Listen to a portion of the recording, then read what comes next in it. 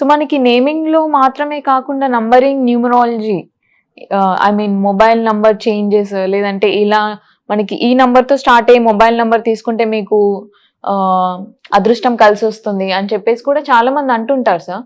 So మరి అది ఎంతవరకు నిజం అసలు?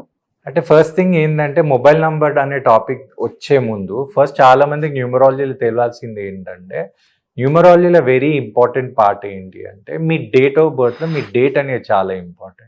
ఎందుకంటే ఆ డేట్ అనేది ఏంటంటే మీ బేసిక్ రియల్ క్యారెక్టర్ అనేది పోర్ట్రేట్ చేస్తుంది. సో మరి మన డేట్ ఆఫ్ బర్త్ ని బట్టి మనకి లక్కీ నంబర్ అనేది కూడా న్యూమరాలజిస్ట్ మనకి చెప్పేస్తుంటారా సార్?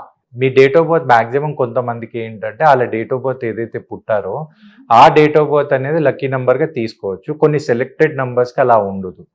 అయితే ఏంటంటే ఫస్ట్ న్యూమరాలజీ గురించి తెలవాలనుకున్నా లేదా న్యూమరాలజీ స్టార్టింగ్ అనేది ఎక్కడి నుంచి ఉంది ఫస్ట్ మనం తీసుకోవాల్సింది ఏంటంటే మీ డేట్.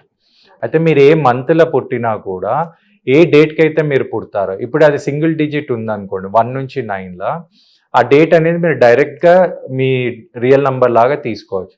ఎప్పుడైతే 10 నుంచి 31 లోపల పుట్టిన వాళ్ళకి అలాగే డ్యువల్ డిజిట్ వస్తుంది. ఇప్పుడు ఎగ్జాంపుల్ ఎవరైనా 6కి పుడితే వాళ్ళకి డైరెక్ట్ 6 నెంబర్ని మనము రియల్ నెంబర్ లాగా తీసుకోవచ్చు. ఇప్పుడు ఎవరైనా 18కి పుట్టారనుకోండి 18 అంటే వాళ్ళు వచ్చేది ఏంటంటే 1+8 అంటే 9 సిరీస్లోకి వస్తారు. అయితే వాళ్ళని అలా క్యాల్కులేట్ చేసుకొని వాళ్ళ రియల్ నెంబర్ అనేది తీసుకోవాలి. ఇది ఫస్ట్ చాలా ఇంపార్టెంట్ నెంబర్ న్యూమరాలజీలో.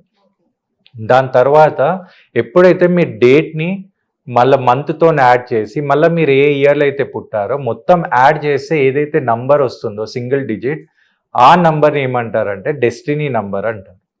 డెస్టినీ నంబర్ అంటే దానికి ఇంకో నేమ్ ఉంది, అది ఏంటంటే ఫేట్ నంబర్ లేదా ఫాడిక్ నంబర్ అంట.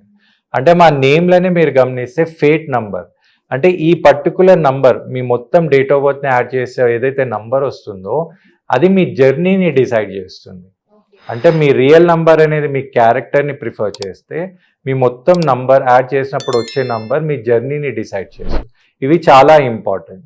ఆ తర్వాత వచ్చే ఇంపార్టెంట్ నంబర్ ఏంటి అంటే నేమ్ నంబర్. నేమ్ నంబర్ అంటే ఇంకో నేమ్ దానికి ఏమంటారంటే కంపౌండ్ నంబర్. అంటే ఎప్పుడైతే మీ నేమ్లో ఉన్న ఆల్ఫాబెట్స్ని మనం ఈచ్ అండ్ ఎవ్రీ ఆల్ఫాబెట్కి ఒక వేవ్ ఫ్రీక్వెన్సీతోని ఒక క్యాల్కులేట్ దాంట్లో 2 మెథడ్స్ అనేది యూజ్ చేస్తాం.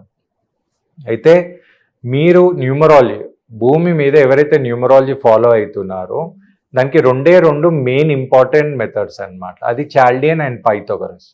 అయితే చాల్డియన్ మెథడ్ ఏదైతే ఉందో ఆ చాల్డియన్ మెథడ్ అనేది చాలా ఓల్డ్ మెథడ్. అది అక్యురసీ అనేది ఎక్కువ ఉంటుంది. అది వేవ్ ఫ్రీక్వెన్సీ మీద మనం క్యాల్కులేట్ చేసి పెట్టారనమాట. దాన్ని మీరు ఇండియన్ మెథడ్ అనొచ్చు, హిబ్రూ మెథడ్ అనొచ్చు. అయితే ఈ చాల్డియన్ మెథడ్ అనేది ఈచ్ అండ్ ఎవ్రీ ఆల్ఫాబెట్కి ఒక వేవ్ ఫ్రీక్వెన్సీతో ఉంటుంది, ఒక్కొక్క నంబర్ని అలోకేట్ చేస్తారు. ఓకే, అప్పుడు మీ నేమ్ని నంబర్స్గా కన్వర్ట్ చేసి ఏ నంబర్ అయితే టోటల్గా వస్తుందో దాన్ని కంపౌండ్ నంబర్ అంటారు అన్నమాట. కంపౌండ్ నంబర్ అనొచ్చు లేదా నేమ్ నంబర్ అనొచ్చు. కానీ పైథాగరస్ మెథడ్ అనేది అమెరికన్ మెథడ్, అది వెస్టర్న్ అనొచ్చు. ఇంకోటి అక్కడ వేవ్ ఫ్రీక్వెన్సీ లేదు. మీరు A to Zని సీక్వెన్స్గా రాసినప్పుడు ఏదైతే నంబర్స్ వస్తుందో ఆ నంబర్స్ని తీసుకుంటారు. అయితే అది ఇంకొక మెథడ్, కానీ అది ఇక్కడికంటే మనం ఫారెన్లో ఎక్కువ ఫాలో అవుతారు. అయితే నేను చెప్పేది ఏంటంటే ఎప్పుడైతే ఒక పర్టికులర్ పర్సన్ గురించి మీరు అనలైజ్ చేయాలన్నప్పుడు 2 మెథడ్స్ అనేది చూడాలి. అప్పుడు ఆ పర్సన్ సిచ్యువేషన్ ఏంటి, ఆయన లైఫ్లో ఎలా మూవ్ అవుతుంది, ఆయన జాబ్లో ప్రాబ్లం ఉందా, హెల్త్కి ఏమైనా ఇంపాక్ట్ అవుతుందా, మ్యారేజ్కి ఏమైనా ఇష్యూ ఉందా, ఫైనాన్షియల్ ఇష్యూస్ ఉందా, మనం కంపౌండ్ నంబర్ ద్వారా తెలుసుకోవచ్చు.